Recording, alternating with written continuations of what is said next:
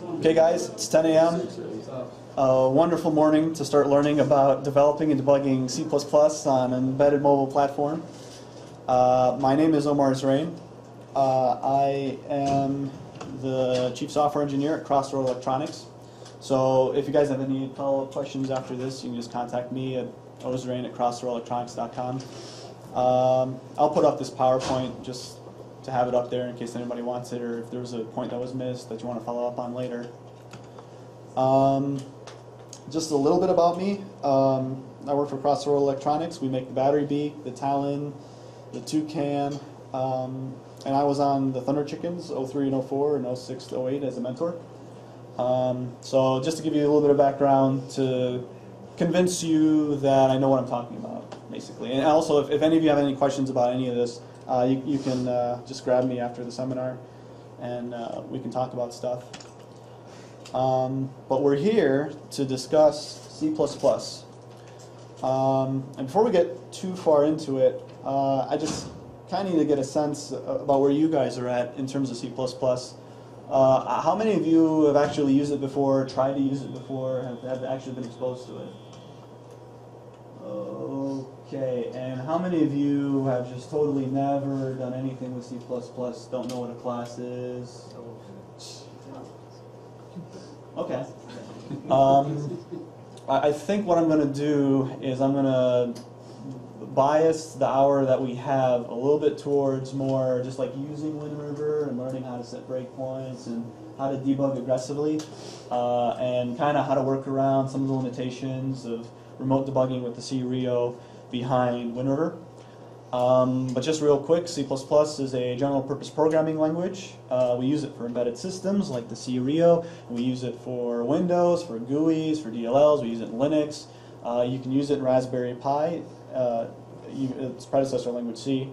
You can use it in the crosslink control system, which is a system we sell. What's nice about C++ is there's a lot of common libraries out there, so if you want to do anything with file I/O or TCP sockets or containers, maps, vectors, arrays that dynamically stretch, all that stuff is standardized, has been out there for over a decade and is mature, and it's nice to be able to take code from one platform and compile it to the other. A lot of teams will develop their C++ on hardware platforms of their choice, Raspberry Pi, crosslink control system, or they'll test stuff out in Windows and then drop it into the FRC C-Rio. Also, it's the best in terms of performance. When you're running C++, you are literally compiling code that runs right on the processor. Other than the operating system, it's you directly sending instructions to the processor, which is different than, say, Java, where you got a virtual machine, or LabVIEW, where you have the LabVIEW interpreter. So in terms of really wrenching out all of the performance you can out of the processor, C++ is your best bet to do that. So why do we use it in FIRST? Well, it's very popular, and there are lots of examples online on C++ on almost every hardware platform, every processor out there. But also, most importantly, is it's used very heavily in industry on a wide range of systems. So if you're talking Windows, if you're talking GUIs, you're talking the Mars Land Rover, certain avionics systems on certain fighter jets, or even like little 8-bit micros that are inside of your key fob or certain ECUs in your car. C++ runs the gauntlet of mobile systems and personal computers. And there's a pretty good chance a lot of your mentors know C++, just because they've been involved in the industry. So FIRST, which is basically kind of like a boot camp. I mean, you guys have to learn a great deal of information in a very short amount of time. Since you have to do that anyway, it's a good excuse to learn C++, because if you're genuinely interested in software, C++ gives you the most bang for your buck. You get the most value as an engineer, because then you can pretty much just jump in anything, whether it be mobile, or Windows, or server, or Linux. It's kind of the Swiss Army knife of languages. So you guys probably heard about VxWorks. VxWorks is a real-time operating system that was developed by a company called WinRiver. An operating system is a piece of software that gives you the ability to create threads, so you can do things concurrently. It's got some memory management. They're actually kind of a competitor to embedded Linux. So you can think of it as conceptually similar to Linux in that it sets up the C runtime and manages memory for you. The Mars Science Curiosity rover uses VxWorks. That's one of their most popular use cases. And if you're interested in it, there's a kernel programming's guide. If you literally Google VxWorks kernel programmer's guide, you can get all of the actual system functions if you really wanted to get into the nitty-gritty about how the Wpi library takes advantage of, uses the VxWorks API. So like the actual functions to create threads, allocate memory, do semaphores, and we'll talk about that stuff later. But the main point to get out of this is when you write code, C++ applications in the CRIO, you are creating a downloadable kernel module, which is basically an out file that contains your instructions and gets loaded during the runtime. And because it gets loaded during the runtime, it gives us a few options about how we can debug it that make C++ unique. And first, Workbench is just the IDE. It's the actual graphical thing that we use to enter in code and debug it. It's based on Eclipse, like so much software is. It provides source level debugging. How many of you know what breakpoints are? Actually, how many of you don't know what breakpoints are? Okay, good. Source level debugging literally means I'm gonna signal to the IDE when the instruction code, when the program counter, when the execution gets to this line of code, I want it to stop right here, and I want to be able to probe variables. So if you've never seen this before, this is going to be pretty cool. Yes, sir? Does it matter what workbench you're using? As of me, I'm using code blocks, but is there a preference to what workbench to use? You have to use the VxWorks, I think it's 3.3 now, it might still be 3.0. VxWorks Workbench 3.3, which comes in the first CD, and the reason is because it installs a back-end target server that was developed by Wpi Library that talks to the CRIO and bridges the gap. Oh, I'm just talking about in general, not necessarily. If you're talking about just writing code, yeah, just editing, you can write code in whatever you want. You can write it in Notepad++ for, but the compilation has to be done here, asterisk. And when I say asterisk, the subnote is technically you could go in here and steal the make files out and build it yourself. But I don't know how much value there is. In terms of building your software, this is pretty good. It auto-generates your make files, shells out to the new compiler for you. And as far as debugging, this is really your only option. So that's one limitation to C++. So if one of the reasons why a lot of people like using Java is because Java is cross-platform, so you can debug in any environment. So that's something to consider when picking your language. If you're going to use Workbench, you're pretty much going to have to use this version of Workbench in Windows. Call stack, thread list, expressions, we'll get to that in a few minutes. And what is Wpi Library? So VxWorks is consumer product. Software companies buy it, use it. JPL and NASA uses it. But someone somewhere had to write software that actually understands what the CRIO is and what the modules are, and to provide a class library that we as teams take advantage of. And that task went to Worcester Polytechnic Institute, hence WPI. But it's basically a class library. It's totally written in C++, totally open source. You can compile it yourself. You can make changes to it. It's totally legal. You can even link it in and debug their code while you're debugging your code.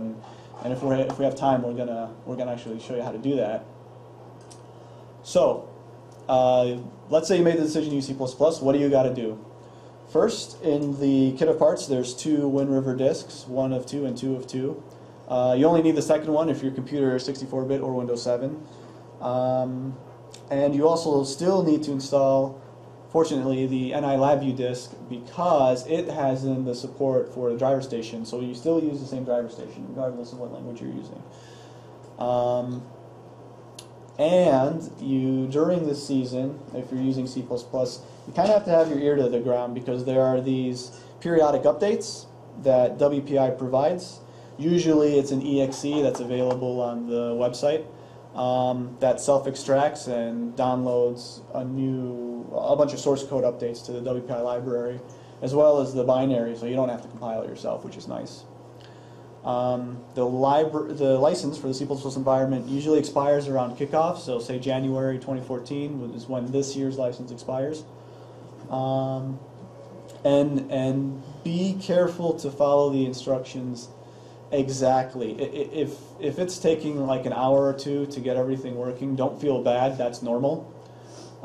It takes a quite considerable amount of time to uninstall everything from last season, put everything from this season, run the updates, because they usually have at least one update by the time kickoff comes around. And you know, if it's something new, so anytime you learn something new, it's going to take a while. This is their website for getting lots of information. I put this image in just in case the URL changes, so you literally could just Google this text verbatim in quotes and just find the page. But their site has a lot of documentation in terms of, okay, I want to start using C++. What do I do to get started? And I'm going to be referencing it a lot throughout this class. And I'll even show it to you because I downloaded them this morning. So let's presume you downloaded all of the software, your hardware is set up, congruent to whatever the documentation for that season says to wire it up. Modules are in the right spot, Serial is powered. Serial IP should be 10.blah.blah.2, or blah blah is your team number. You guys probably mostly already know that. So let's just start by creating a new project. So to really be fair, I'm going to start everything from scratch, which means I'm going to delete this guy. If I can remember how to delete this guy. Field server. Let's delete this. Let's delete this. And we'll even, we can leave that. We'll delete it. Alright. So when you first install WinRiver, it's going to bug you about creating a workspace. Workspace is basically you got to tell it what path, what folder you want to put all your information in. The way Eclipse works is you commit to a location on your hard drive, and I think I put mine here. So when you get this original prompt, you say, okay, where do you want to put your code? This is where you want to put your code. And then from then on, Eclipse kind of takes over, and anytime you create a new project, it just auto-generates everything in here for you. So if you like using SVN or CVS, you're going to have to, this is where you're probably going to want to do your checkouts, wherever you tell WinRiver to put this path in. So let's create a new remote connection. When you set up the Serial for the first time, you have to tell WinRiver what the hardware platform that you're communicating with. Because remember, this thing is a consumer product. It supports several hardware platforms, not just the first use case. So our VxWorks 6.x, yep, that's true. And first we have to enter in the IP. Now I set in the team number of 1. Just to be arbitrary. And remember 2 is always the last octet for the Serial. That's per design of the first community. And you have to give it a kernel image. I can never remember where the kernel image is. So what I normally do is I just go to wherever I install WinRiver, and I normally just search VxWorks.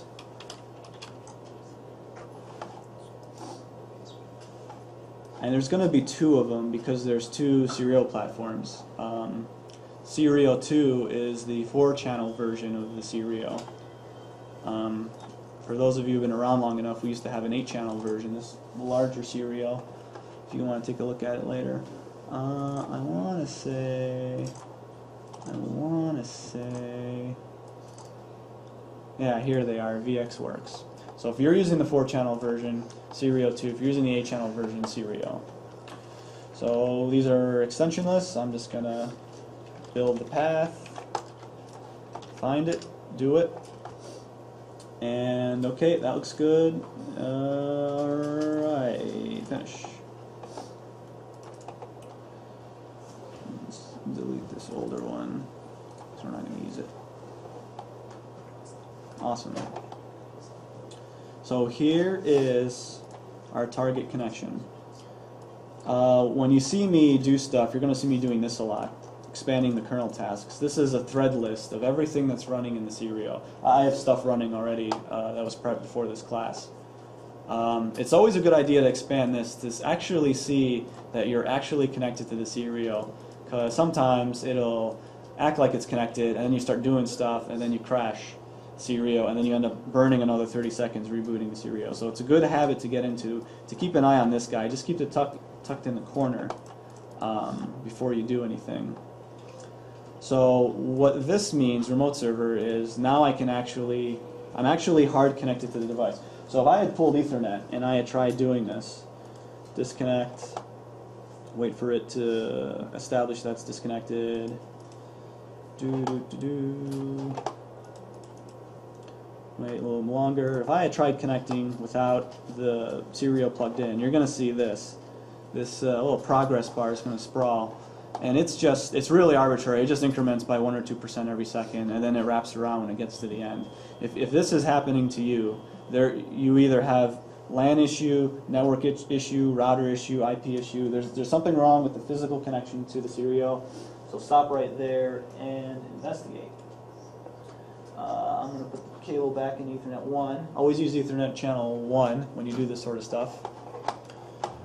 I'm going to wait for Windows to figure out that it's got a LAN connection.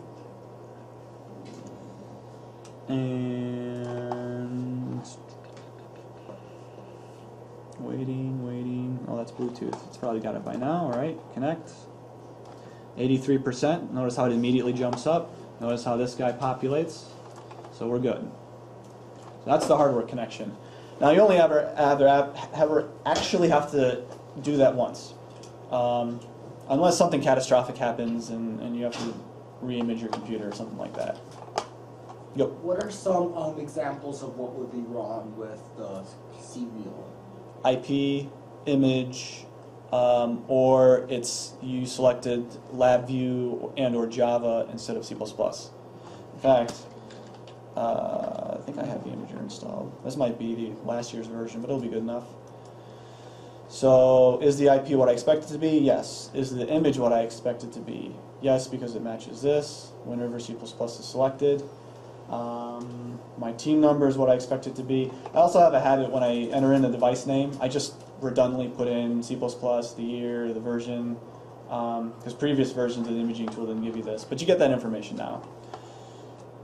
If router's not powered, serial's not powered, your Ethernet cable sucks, router's not configured correctly, it's got the wrong subnet or the wrong IP or gateway.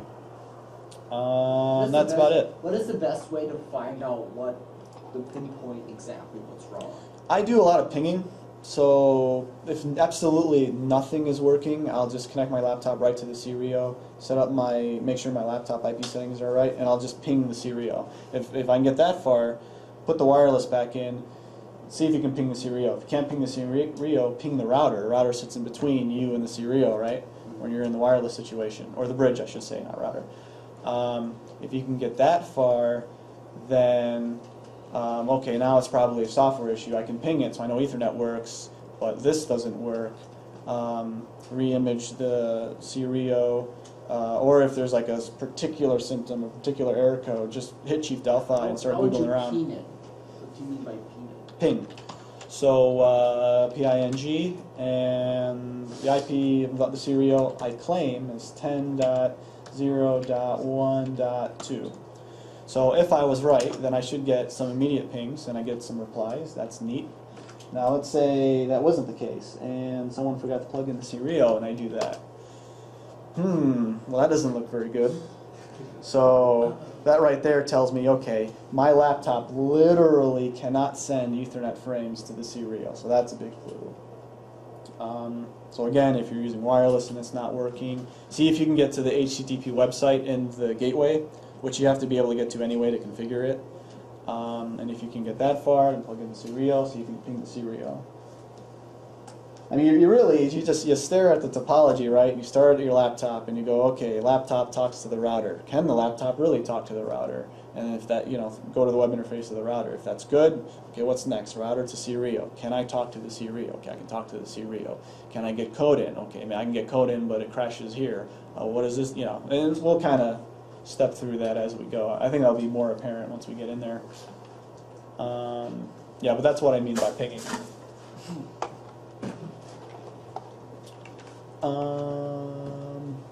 Yes, so hardware connection, which is great.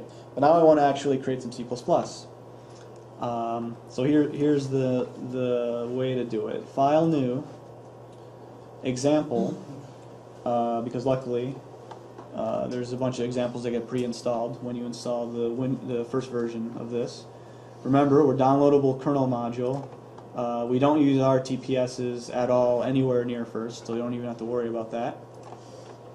And you pretty much guessed correctly, because when you see a bunch of FRC stuff. So what I normally do is I normally just do the simple robot template. That's what I recommend to teams, just to start with this and be comfortable debugging in this environment, deploying it for release, laying breakpoints, shutting it down, bringing back up over and over and over and over and over again.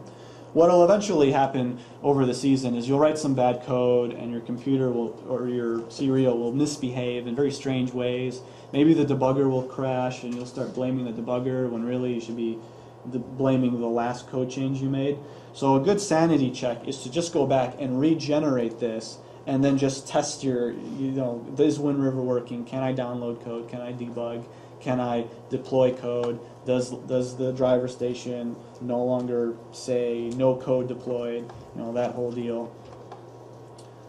Finished. Yep, don't care, override it. Application development perspective, yep, I want to be in the view that allows me to write code in the most productive way. Good tip when you generate your code for the first time, rename your project immediately. Because if you go back and regenerate simple template, kind of like what it just did now, it's going to want to overwrite your code, and that's always a frightening thing, especially when it's Michigan State champs and you're in the pits and something goes catastrophically wrong and you're trying to sanity check your laptop and your hardware configuration. Demo test. Sure. That sounds good. So here's our C code. The first thing I normally do after renaming the project is I build it, and this is necessary for a couple reasons. One, there used to be a small bug in WinRiver where you would do this and it would just do nothing. And the problem is it wouldn't generate the makefile correctly, so we'd have to shut this down and then reopen it back up, and then it would be good again. It looks like they fixed that issue.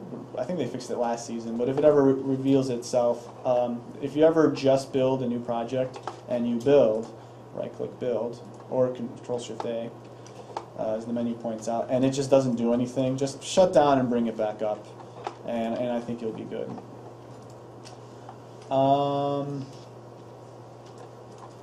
So how many of you have never seen this code at all? No idea what's going on here?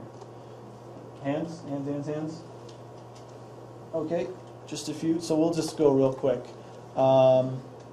In C++, we have these things called classes. Classes are blueprints of what we want our objects to be.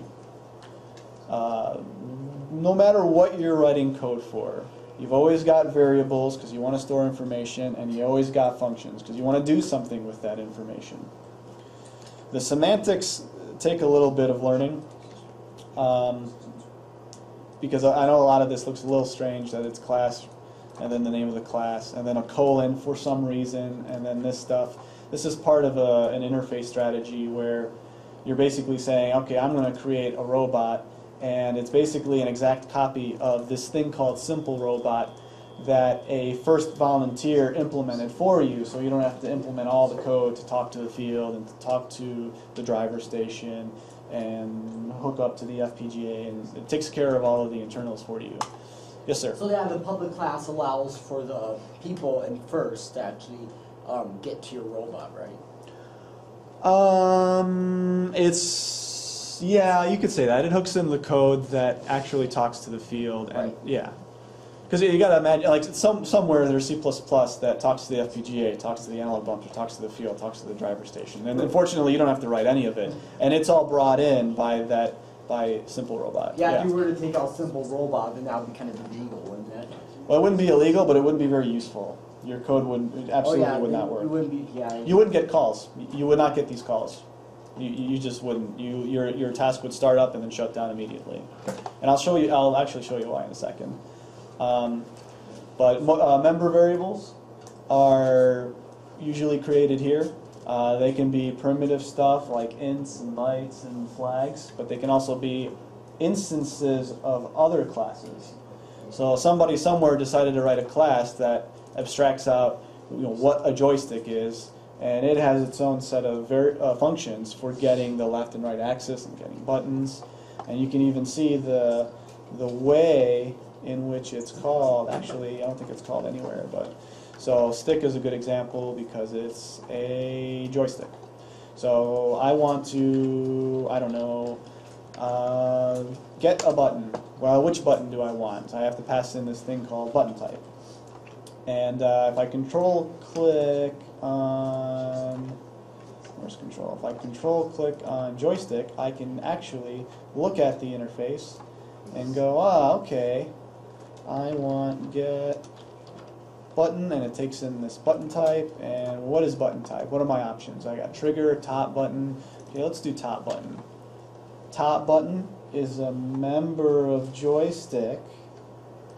So what we do, because it's type def enumeration, so what we do is joystick : and the IntelliSense really does help out with this sort of thing. Top K-top button, and that's the call. Functions that have return types, like this one returns a bool, the syntax to get that bool out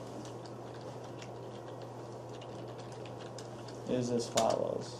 Or even simpler, create your variable and then assign it to the return of this guy.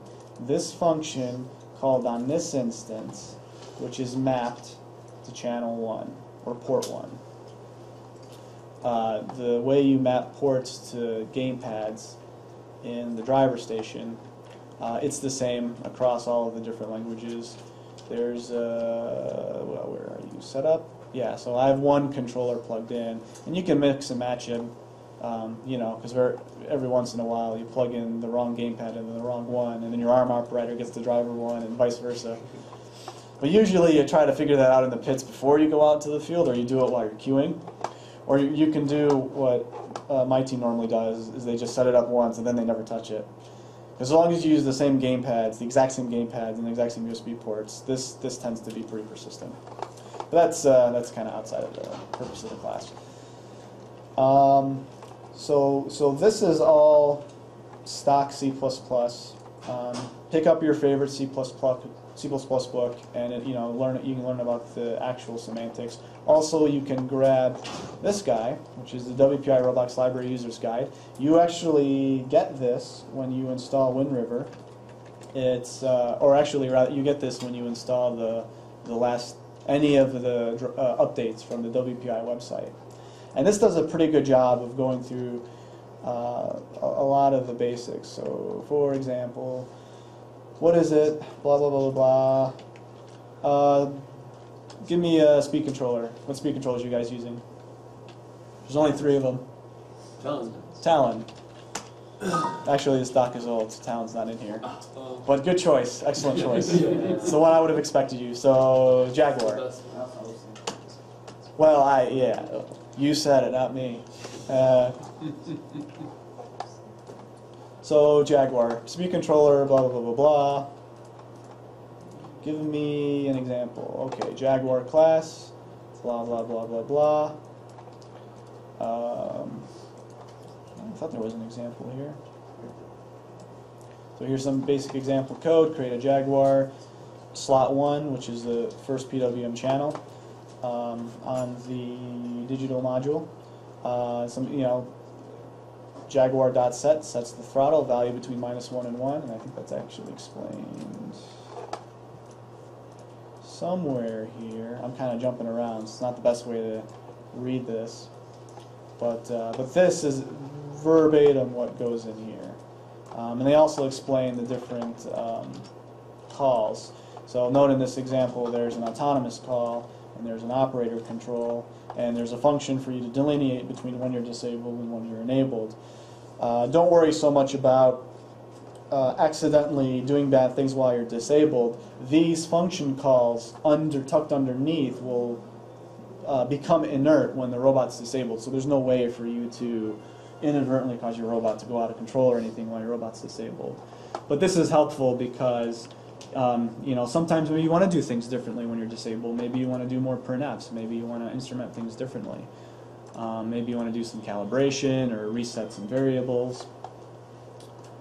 The only thing on here that's really not pure C++ in terms of like the language of semantics is this thing. This, if I control click, is actually a define. Can anyone tell me what a define is? It's a preprocessor, yep. Thing that will basically replace, it'll read the code as though every time it sees the first thing I said, it will replace it with what's said after that. So it will replace Start Robot class with everything under that. That is absolutely correct. And what that literally means is that when the compiler goes through, when he says preprocessor, he literally means it's the first thing the compiler does before it actually starts compiling code. It looks at this definition and goes, okay, anywhere I see this, I'm going to replace it with this. And normally, you don't have to touch this, you don't have to do anything about it. But I'm going to go ahead and just do it manually because I want to make a point that'll kind of help understand how the debugger works. So, start robot class, this is the name, which means the compiler just replaces anywhere it sees class name, which is here, with this. So this is the exact same code. This is pure C++. This is real C++. You know, you can compile this in almost any C++. You'll get linker errors, but it'll compile at least.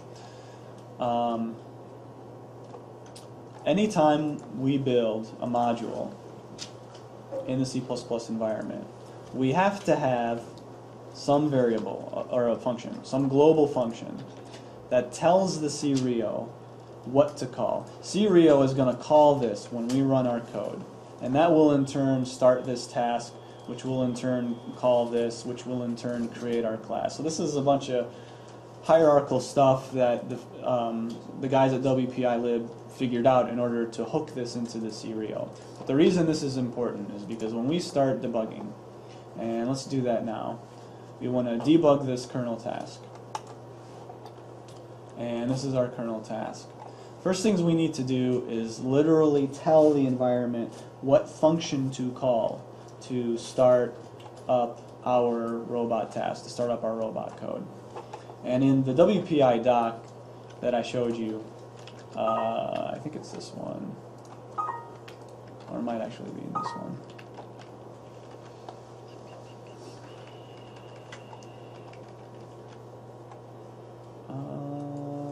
Not reference. Getting started. Yeah, this is what I was looking for. In the documentation, they explain that, well, just paste this in and that'll be it. But I kind of wanted to show you why it was. These are all of the binaries that's sitting on my cREO right now, including the one that I just built. This is why it was important to build the project as soon as you generate the C code. And there is our function. This wouldn't be here if I hadn't gone ahead and built the project. So if you get to this point and this isn't here, then your code literally didn't compile. You need to go back and fix your C code. Luckily, I didn't have to do that because I didn't make any changes yet. So we want this to be the entry point. We want this function to be called because that's how that macro works, and that's how the engineers who developed this intended for it to work.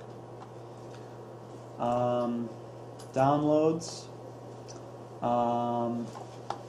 These are the stock settings, which are functional. There is one thing that I personally tend to change.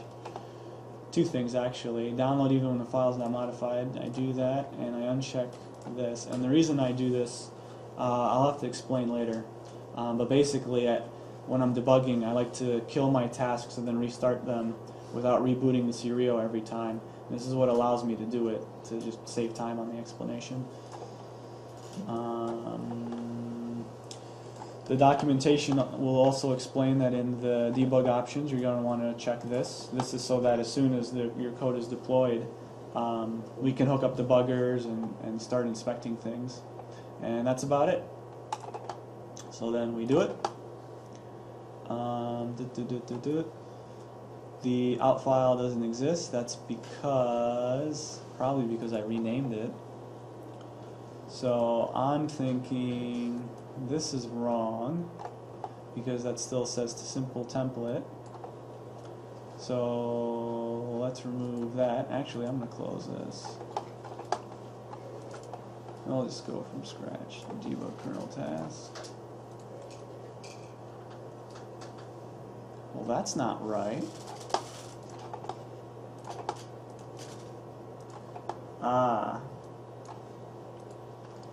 So here's what I'm going to do. I'm going to rename these guys. And I'm going to rebuild. That trips me up every single time. Yeah, me too. I always forget that like every year, because I only do it once.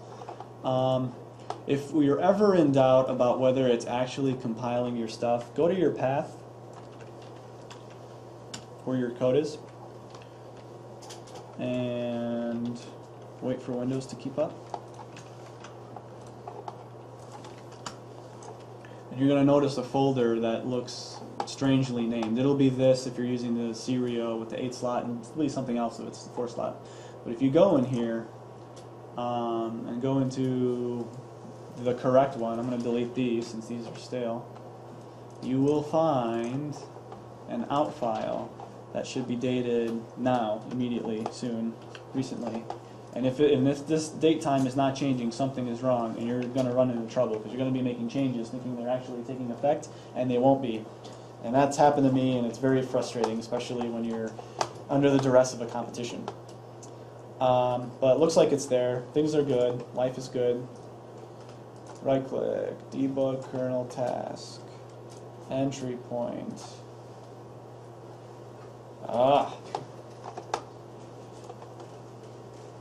Nope, taking too long. Cancel, forget it. Shut down.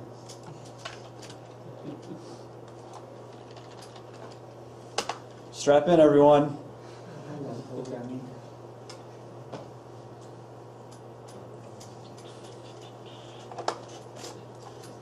That must be every programmer's luck. Alright, let's delete these guys because I don't want to get confused. Debug task. There we go. What was it? FRC. What did you not build? That looks like it built.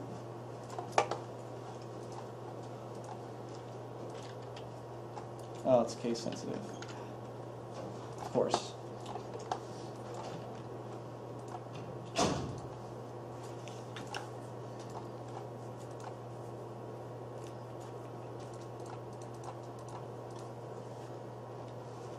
Please connect target before blah blah blah. Okay, fine. I guess that's fair. If you want to jump back into the debug view without creating a new one, just go to open debug dialog. See, I did that on purpose to show you that important tip. Yep. Yep. Round 2. All right. Now, normally, the debugger will jump somewhere, like on the first line of code, which in this case would have been this. But had I left this in, it would have jumped somewhere random, like I think it actually jumps on this line of code. But that's okay. Either way, it's fine. So we have this new interface on the right now.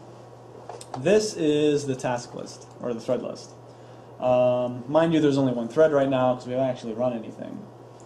Also, keep in mind that even up to this point, we still don't have robot code. There's no code talking to the driver system. There's no code talking to the field. When we're ready to rock and roll, we run, and then boom, 4 threads. And the reason is because part of this background class, part of all that architecture that we pulled in, and am totally oblivious to and is taken care of for us, spawns these other tasks which communicate to the driver station, and suddenly the driver station works. So if this thing says no robot code, that's a real high. Either your code's not running, or wasn't deployed correctly, or this software crashed, or hardware issue, or Ethernet issue, and then you got to start figuring out, which link failed. So we're running right now, and I'll even enable. Why not? Maybe check my diagnostics. Got some failures that I should probably investigate, probably because I'm using an outdated image. Keep an eye on your diagnostic page. If something is genuinely wrong and you're just getting tons of these, just tons and tons and tons of these, it could slow down like the execution of your code, and you may never notice because you're always going to be in this view. So every once in a while, just do a once all and just see if there's anything fugly going on. So now that we're running with the debugger, theoretically I should be able to debug, whatever that means. I told you before that these are our calls, that this is our autonomous call, this is our teleop call. So presumably we should be stuck in this loop. If I put a breakpoint here, and I do this by double-clicking in the gutter, boom, we hit. So I know that the serial is stuck, frozen, at least this thread anyway, on this line of code. This will still say teleop operated because these other threads, these other tasks are still rolling, still doing their job. But now that I'm in here, I should be able to grab this guy and throw him in my expressions view. Let's see what's the deal with this. No call stack information. Oh yeah?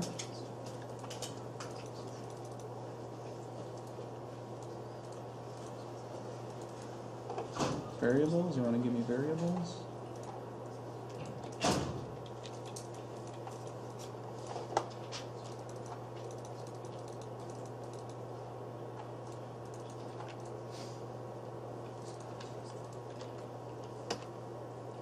Cannot find button. Well, that's disconcerting. Well, we'll figure that out in a second. When you're frozen on an instruction, when you're halted, like this, normally you would be able to inspect variable values and even step through the code, which I will show you now. Over on the right, 3 important commands: step in, step over, step return. Someone take a guess what step into does. You actually go into the code of debugging. You actually step into the function, presuming that you're actually on a function. And if you step over, you actually jump to the next C line of code without stepping into Archive Drive. And if you step out, this would run into the end of this function, which it would never do because in this case we're while looping. So to make this interesting, I'm gonna stop this guy and shut it down. And let's do this. Let's make some functions.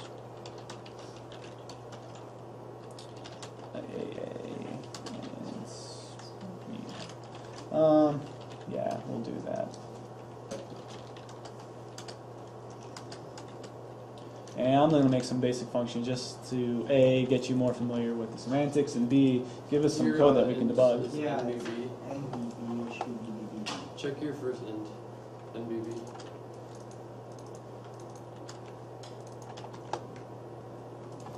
And what else do I want to do?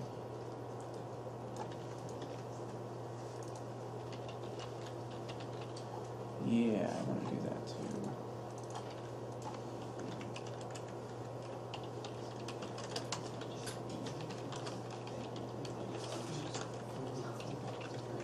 Control-Shift-A, let's build it.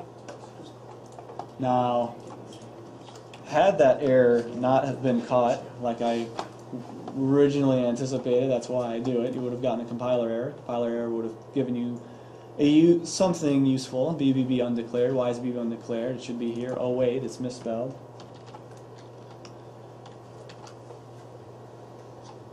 No errors, no warnings.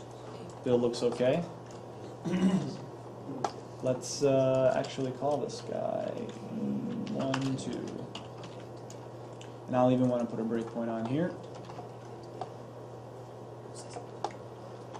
And I'm going to go ahead and reboot my serial because for some reason on this laptop I can't seem to get it to restart without rebooting. When I reboot my serial, this is actually identically similar to hitting the reset button on the serial through the pinhole connector.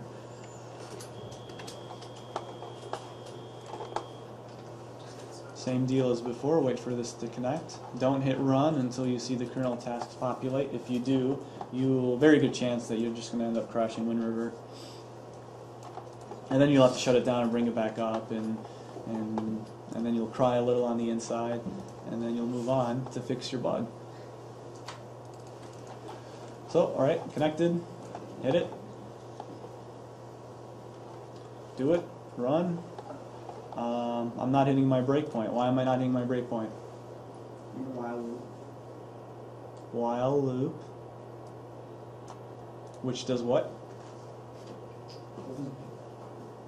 Which waits for operator control, which has to be enabled. There you go.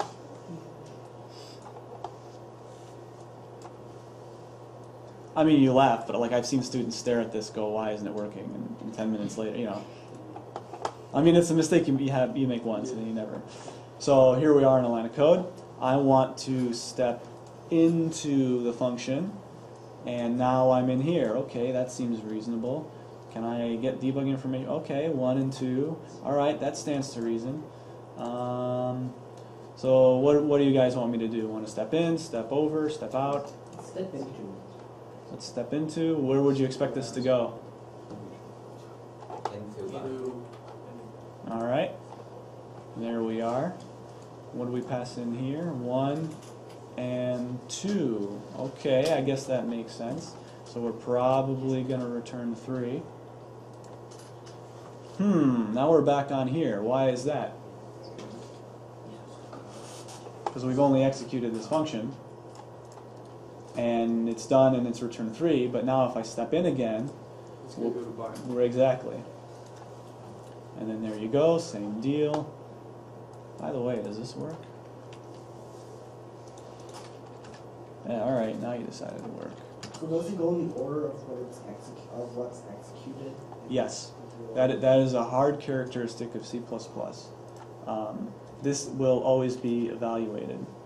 The only exception to that is if you have like an if condition and you have if this and this. If this evaluates true, the compiler ensures that the assembly will skip calling this. So If it's false, because if it's an and they both have to be true. Oh yeah, that's true. Yep, that's true. So everything I just said except or, not and. And actually that is an or in Boolean logic, so I wasn't too far from the truth. Yeah, I'm in statistics, I know that. So let's run into the return so that I don't have to hit step twice. Run to the return. Probably should have put that in a variable. Oh well. And is multiplier, right? Yeah, yep. An easy way that I remember that I found is if you AND against 0, it's 0. If you multiply against 0, it's 0. So it makes pretty good sense. What does debugging actually do for your code? It like steps through it. I mean, it's stuck on that line of code right now. It's not executing anything. So if this was drive code, and my drive code was throttling up when I don't expect it to throttle up, I could reproduce the problem, lay my breakpoint, inspect my throttle, and go, well, why is it 1? Shouldn't it be a 0? Well, maybe it's a 0 because I never initialized it, and it's uninitialized, and it just happens to be a 1. Or I can step over this line of code. Why is my shooter not shooting? Step. What's my button value? My button value is 0. Well, why is it 0? Well, I'm not pushing the button for 1. Go. I don't think I'm pushing the right button. Oh, I must be. It must be one of these guys. So if I run again, step over, And it's 0, maybe. What did I, oh, top button. Alright, so I'm guessing if I press top button. Nope. Step over, 1. One of these two guys, maybe? Maybe it's your D-pad. No, it looks like it's one of these guys. Technically, this isn't a joystick, it's a gamepad. I really should be using the gamepad class, but whatever. There you go, it's this button. So my shooter wasn't shooting because I'm the author of the code, and I just assumed top button was this button, but really it was this button, right? So if I press and step over, right? Okay, it's a 1. If I let go,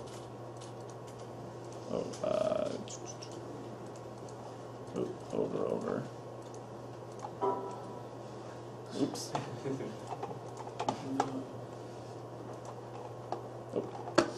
Oh.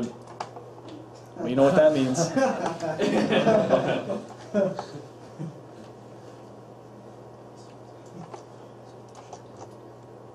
that was a little too many commands at one time.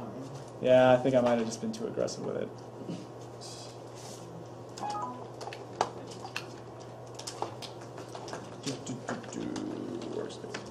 So why wasn't my shooter shooting? Well, because I had the wrong button. So, you know, how else could you have figured that out? I mean, you could have stared at the code until you realized, oh, this is a gamepad, not a joystick.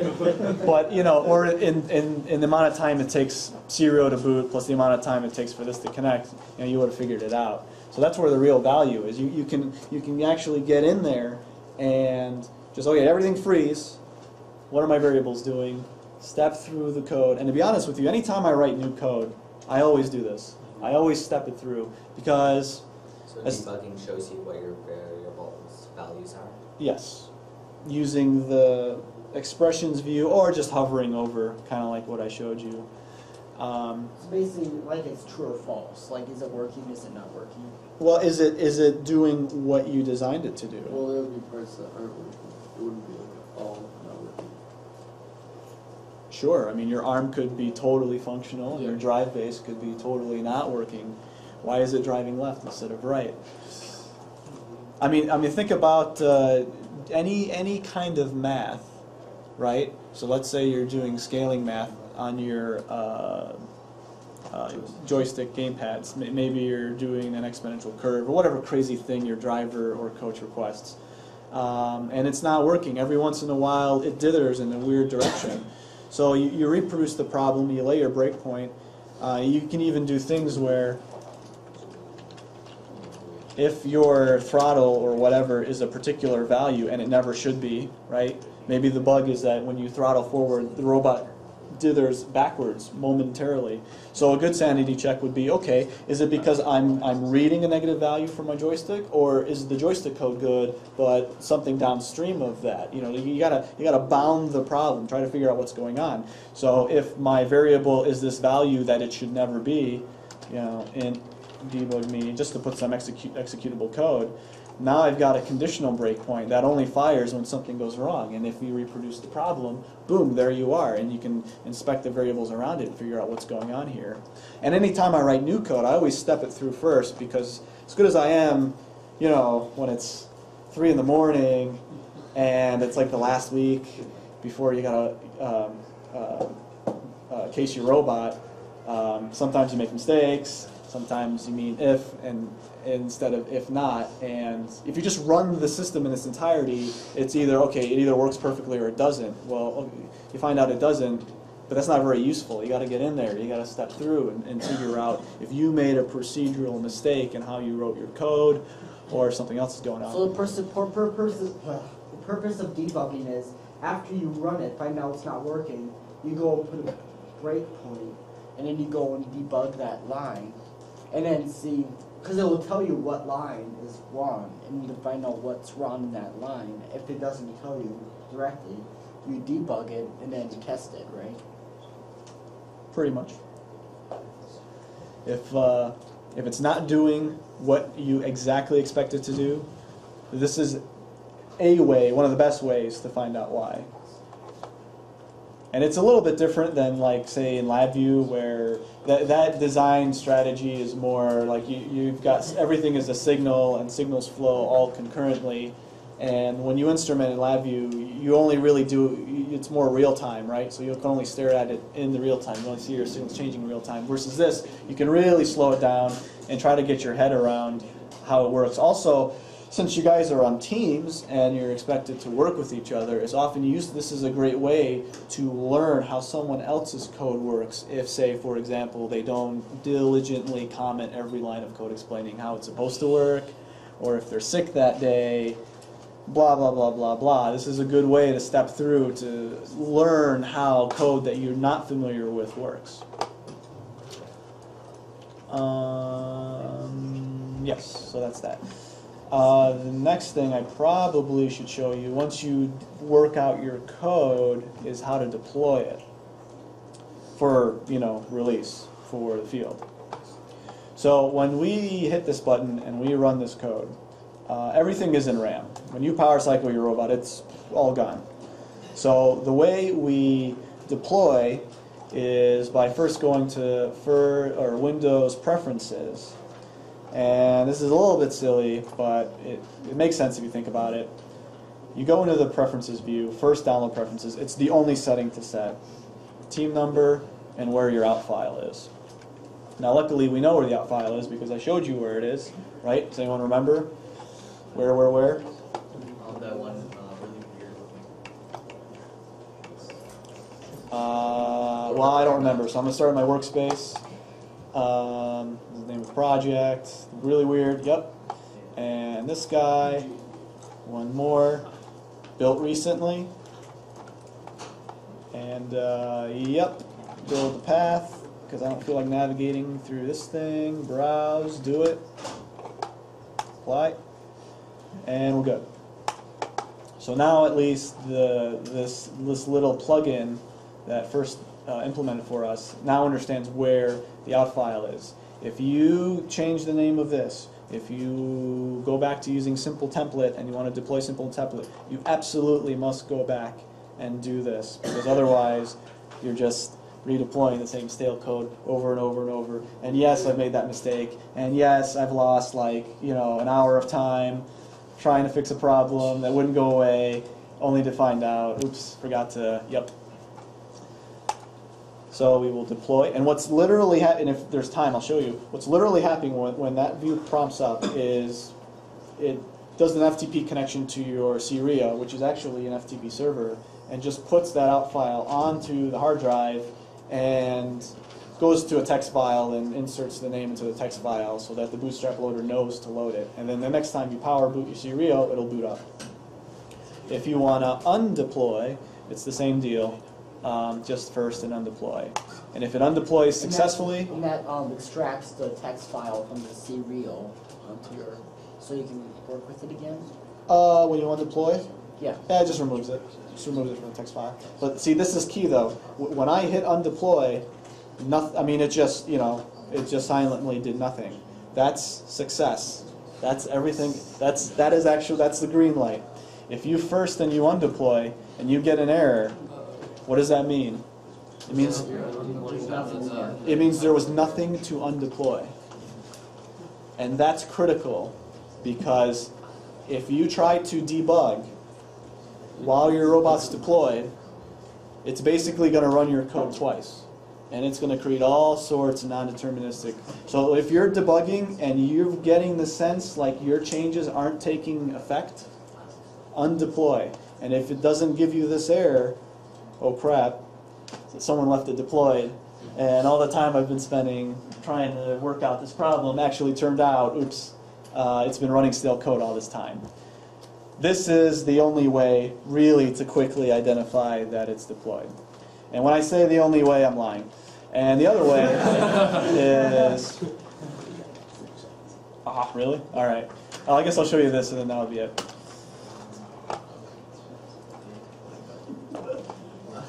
So just real quick, I wasn't lying. Serial's an FTP server. We can go in when we deploy, and it does this. Last call, go in here, refresh. I think it's refresh. Blah, blah, blah, blah. This system. And there's our out file. which is this alpha. It actually renames it, so that's kind of, yep. And then when we undeploy, come back here, and it's gone. So I was lying. There is a way to figure out if it's deployed or not without risking undeploying it, which is an intrusive thing to do from anyway. But yeah, so I guess that'll be the last tip I leave with you. After you deploy, you power cycle your robot and everything runs as normal. You can shut this down and then go out to competition and do